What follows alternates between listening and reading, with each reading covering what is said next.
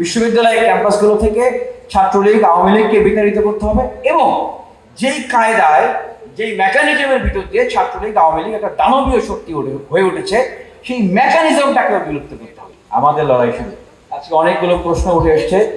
আমি মনে করি যে এই প্রশ্নগুলোর একটা অংশের সমাধান ফ্যাসিবাদী শাসন ব্যবস্থা আওয়ামী লীগ ছাত্রলীগের পতনের ভিতর দিয়ে অনেক দূর হয়েছে এবং বাকি যে সমাধান সেই সমাধানটা আমার কাছে মনে হয়েছে এবং ঢাকা বিশ্ববিদ্যালয়ের অধিকারকে আমি সচেতন শিক্ষার্থীদের কাছে মনে হয়েছে যে সেই সমাধানটা বিশ্ববিদ্যালয়ে আসতে পারে বাস্তবসম্মত উপায়ে এই ডাকসুর ভিতর দিয়ে। সে কারণে আমি নিজেও ডাকসুর জন্য অনেক লড়াই করেছি, ভিসি স্যারের বাসভবনের সামনে অনশন করেছি, অবস্থান করেছি, প্রতিবাদ করেছি।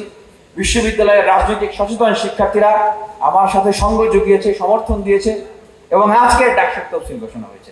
আমাদের ম্যাম অনেক কথা বলেছেন, এটা বাস্তবতা যে আজকে বিশ্ববিদ্যালয়ের প্রশাসন যে তফসিলটা ঘোষণা করেছেন, যে ডাকসুর দিকে অগ্রসর হচ্ছেন, ওনারা কি খুব ভালোবেসে আন্তরিকতার সাথে আসলে ডাকসুর দিকে অগ্রসর হচ্ছেন? এই প্রশ্নের উত্তর কি?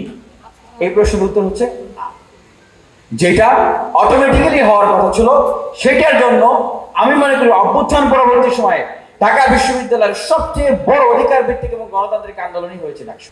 আমরা যেটা এখন প্রত্যাশা রাখছি যে এই ডাকসুর মাধ্যমে আমাদের ছাত্র রাজনীতির সংস্কার আসবে এবং যে প্রশ্নগুলো এসছে আমি অল্প সময়ের ভিতরে কিছু প্রশ্নের উত্তর দিব। এক ভাই বলে গেছেন যে নিয়মিত শিক্ষার্থী হওয়া। অবশ্যই বিশ্ববিদ্যালয়ে যারা পড়াশোনা করতে আসেন ছাত্র রাজনীতি অবশ্যই এখানে মুখ্য বিষয় না, এইটা ক্যারিয়ার তৈরি করার কোনো জায়গা না। এখানে ছাত্র রাজনীতি করে কোটি কোটি টাকার মালিক হবে, বৃত্ত বৈভব করবে, যেটা আমরা অতীতে দেখেছি, সেটার জায়গা না, এটা শেখার জায়গা। ছাত্র রাজনীতির সেই মাত্রায় থাকা উচিত। কিন্তু ফ্যাসিবাদী সময়ে যে জিনিসটা হয়েছে, আমি যদি আমার একদমই নিজের কথা বলি, আমি সেই 21 সালের মোদী বিরোধী আন্দোলনের সময় আমি লকডাউনের সময় 6 মাস জেল খেটেছি। আমি তখন মাস্টার্সে ভর্তি হয়েছিলাম, আমি কিন্তু কন্টিনিউ করতে পারি নাই, কারণ জেলখানায় থাকলে আমি কিভাবে মাস্টার্স করবো। এরপরে জাতীয় নির্বাচনের আগে এই ঢাকা বিশ্ববিদ্যালয়ের রাজীব ভাস্কর্যে ফ্যাসিবাদ বিরোধী ছাত্র ঐক্যে ডাক দিয়েছিলাম। তারপর আমাকে আবারও গ্রেপ্তার করে এবং 7 মাস, তার ভিতরে আমি 5 মাস সলিটারি কনফাইনমেন্টে ছিলাম। মানে দুনিয়ার আলো বাতাস থেকে আমি দূরে ছিলাম, আমাকে কবরের মতো একটা জায়গায় রাখা হয়েছিল। আমি কিভাবে ভাই আমার পড়াশোনা কন্টিনিউ করবো? আমি 8 বার ছাত্রলীগ আওয়ামী লীগের হামলার শিকার হয়েছি এই বিশ্ববিদ্যালয় ক্যাম্পাসে এবং দেশের বিভিন্ন জায়গায়, এবং 12টা মামলা ছিল আমার নামে।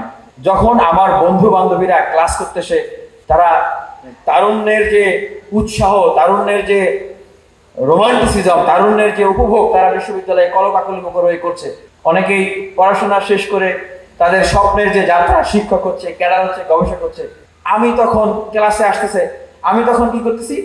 মামলার হাজিরা দিতে যাচ্ছি কোর্টে। আমি তখন কি করতেছি? আমার বিশ্ববিদ্যালয়ের বন্ধুরা যখন গবেষণা করতেছে, আমি তখন জেলখানার অন্তর্প্রকোষ্ঠ করে গবেষণা করতেছি যে কিভাবে আসলে এই ফেসিবাদ মুক্ত ক্যাম্পাস তৈরি করা যায়, শেখ হাসিনা আওয়ামী লীগে কিভাবে বিশ্ববিদ্যালয় ক্যাম্পাস থেকে হটানো যায়, বাংলাদেশ থেকে হটানো যায়। তো সেই জায়গায় আমি বলবো যে হ্যাঁ, সেই ফেসিবাদের দিন তো শেষ, এখন পরিবর্তনের বাংলাদেশ, পরিবর্তনের ক্যাম্পাস, এই জায়গাটায় সেই রাজনীতি যেন আর নতুন করে ফিরে না আসে, আমরা সেই কামনাটা করি। পাশাপাশি অবশ্যই যুক্তিসঙ্গত কোনো বাধা ছাড়া, কোনো কারণ ছাড়া কেবলমাত্র রাজনৈতিক ক্যারিয়ার তৈরি করার জন্য বিশ্ববিদ্যালয়ে পড়ে থাকতে হবে ছাত্র রাজনীতির পেছনে, এটাকে আমরা সমর্থন করি না। তবে অবশ্যই ফ্যাসিবাদী আমলে যাদের লড়াই সংগ্রামের ত্যাগের ভিতর দিয়ে আমরা এই জায়গাটা পেয়েছি, তাদের মধ্যে আমাদের সেই সম্মানটা রাখতে হবে। তাদেরকে যেন আমরা বুলিং না করি, তাদেরকে যেন আমরা ত্যাগই না করি। দ্বিতীয় যে আলাপটা এসেছে, লেজুর ভিত্তিক ছাত্র রাজনীতি। বিশ্ববিদ্যালয়ে অভ্যুত্থান পরবর্তী সময় থেকে হলগুলোতে ছাত্র রাজনীতি নিষিদ্ধ ছিল কি ছিল না, এইটা একটা গুরুত্বপূর্ণ আলাপের জায়গা। আসলে কি ছাত্র রাজনীতি নিষিদ্ধ ছিল? হ্যাঁ, অভ্যুত্থানের সময় একটা সামাজিক চুক্তি হয়েছিল, যেটা বিশ্ববিদ্যালয়ের হলগুলোতে আমাদের হল প্রশাসন সাইন করে স্বীকৃতি দিয়েছিল। কিন্তু এরপরে এই যে 11 মাস, এই 11 মাসে আমার বক্তব্য অনুযায়ী বিশ্ববিদ্যালয় এবং প্রত্যেকটা হলে ছাত্র রাজনীতি হয়েছে, বন্ধ ছিল না, কিন্তু ফরম্যাটটা ভিন্ন ছিল। কিন্তু ছাত্র রাজনীতি নিষিদ্ধ এই আলোচনাটা বা এই ক্যাচালটা আসলে কখন? যখন বৃহৎ একটা ছাত্র সংগঠন, ওনারা শিক্ষার্থীদের যে মনোভাব, শিক্ষার্থীদের চিন্তা চাওয়া, সেটার সাথে খাপ না খাওয়িয়ে তারা একদম হলগুলোতে তাদের কমিটি দিলেন। শিক্ষার্থীরা তাদের জায়গা থেকে আতঙ্কিত হয়ে তারা এটার রিয়াকশন দিয়েছেন।